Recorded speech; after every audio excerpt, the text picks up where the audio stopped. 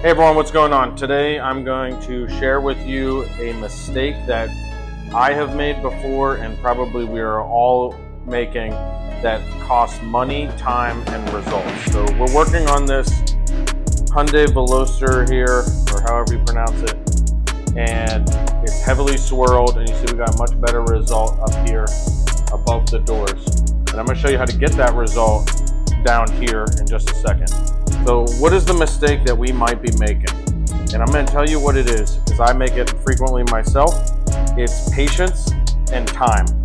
So slow is fast. I hate that cliche term, but slow is fast. I'm going to show you why slow equals fast. And what happens is we all make the mistake that, we're like, oh, we're afraid. First of all, we're afraid to burn paint. Okay, so you can mitigate that with a bunch of things. You can mitigate it with a really good paint thickness gauge. You can mitigate it with experience and whatever. But we go super fast.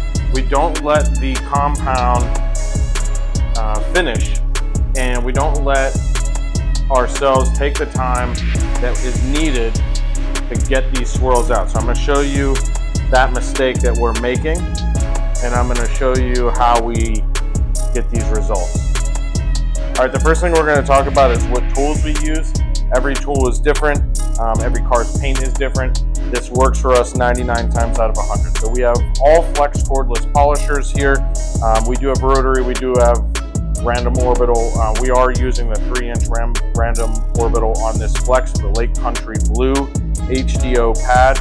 Meguiar's 110 Ultra Pro Speed compound. That's different than the 105, and their 210, which is the Ultra Pro finishing polish, is different than the 205, which has a little bit more cut. So we almost exclusively use 110, 210, and sometimes 110, if you do it right and you're patient, will finish off almost like a polish. And we have 110 in this bottle.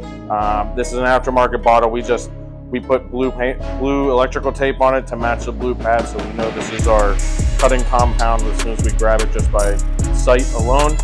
So again, what is the mistake that we're making? It's patience. I'm going to show you why patience is a virtue, why slow is fast, even though that's a cliche term. I'm going to show you that right now. So the first thing we do is we ensure our pad's clean. Now we have been using this, so there is some product on this pad, but we use either a brush from Rubus, and it's a claw brush, which we find is nice on foam pads a little bit better, but we also have a blower system. You can see one of the reels hanging down that orange reel. So we do want to clean this pad out. We clean our pads every single time we lift the polisher off the paint. So we don't do it by panel. I polish. As soon as I'm stopped, even if I'm going to continue on this panel, I lift it up, I brush it out, I blow it out, and then I reapply product. So I'm going to show you here too some other tips. So when you're first doing something, you're loading up the pad, but after we have loaded the pad and started working, I'm going to just use a couple small drops. And you notice how I am putting them on the outside edge of the pad here, and that's because the random orbital will force product towards the center. So if you load up your random orbital pad in the center, you'll see it'll be a mark all around the center where the product gravitates to, and you will lose the correction from the outside of the pad, and we don't want that. Okay, so we set this up. It may get a little bit loud here. Now, the next thing I do to try to avoid sling as much as possible is I sort of spread the product onto the area that I'm going to be working. Now, I told you I'm going to show you why slow is fast. I'm going to tell you this mistake that everybody's making.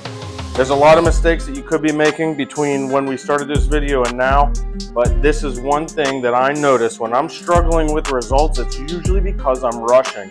It's usually because I'm moving the product too fast. I'm not letting it break down, and I'm not going smooth and slow. Now, it's a little bit nerve-wracking to go super slow, but you can get a junkyard test hood, get a black test hood from a junkyard, and just hold the pad on the max setting with the max cut, and just hold it there just before it stalls on the DA and see how long it takes to burn through the paint. It's really, really long. I'm not advocating for you to go out there and just sit there with a pad on a client's vehicle. But what I'm telling you is you can't get good at correction until you build up your own confidence. So I'm gonna show you how slow I move. I'm gonna show you this thing and I'm gonna show you the results afterwards. So I'm starting this out on a 3 on the flex. Now every polisher is a little bit different, but I'm starting it out on a 3. And the reason I want to do that is I want the compound to kind of start breaking down. And you notice I'm kind of moving fast as I'm getting that first pass. Now I'm going to go nice and slow. And this is the mistake that many people are making. You're flying up and down this panel and you're not letting the compound break down. And we don't want that. So what I'm going to do here is I'm going to keep showing you this. I'm going to show you why patience is a virtue. We're going to go nice and slow.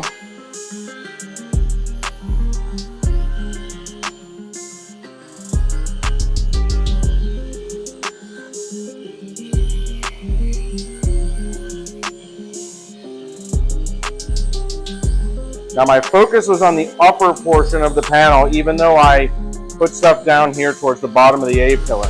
So what typically is going to happen is I'm going to get a little bit of cut down here, but I'm going to lose that cut and I'm going to have to go back over top of it.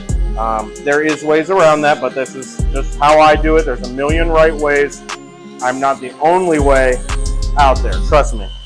Now I'm going to turn it down and I'm going to work the last bit. I'm going to work it on a slower speed.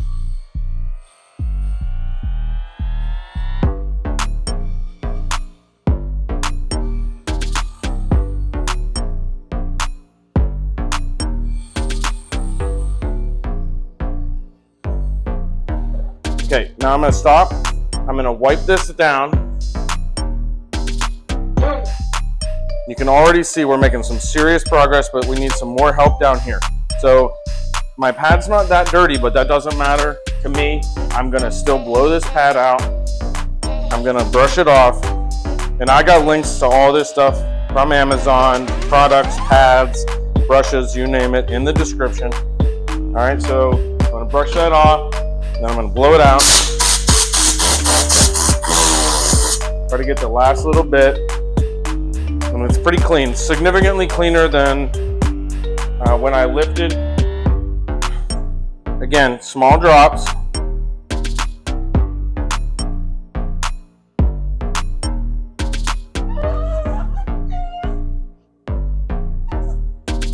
And now I'm going to focus on the bottom of this pillar. I'm going to show you why we're making mistakes if we go too fast. It seems like it's taking a long time, and I totally get that, but just remember, depending on what your client's paying for, I mean, if your client is paying for you to restore this paint to X degree and you need to do that good job versus somebody who just wants a little bit of a polish and doesn't need very much. But if they're paying you to do this, you could spend hours on the car because you're going too fast and having to do multiple passes and multiple cleans of the pad, and then you're trying to figure out why do you still have micro scratching in the paint. Now, why do you still have micro marring, micro scratching? It's because a lot of times the product has not been worked significantly enough to break down the abrasives in the compound, and you need to really break those abrasives down as much as possible, or else you're going to be leaving scratches behind. You're going to be leaving that micro holographic type scratches.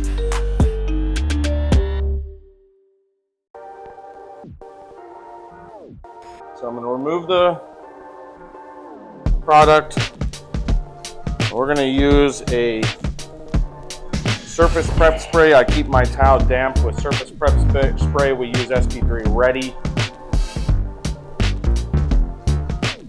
Now I want you to compare what we had before to what we have now. Now there is a metallic flake in here. You can see our scan grip lights. there's a link in the description for that. Are simulating sunlight as best we can. You see the difference from when we first started.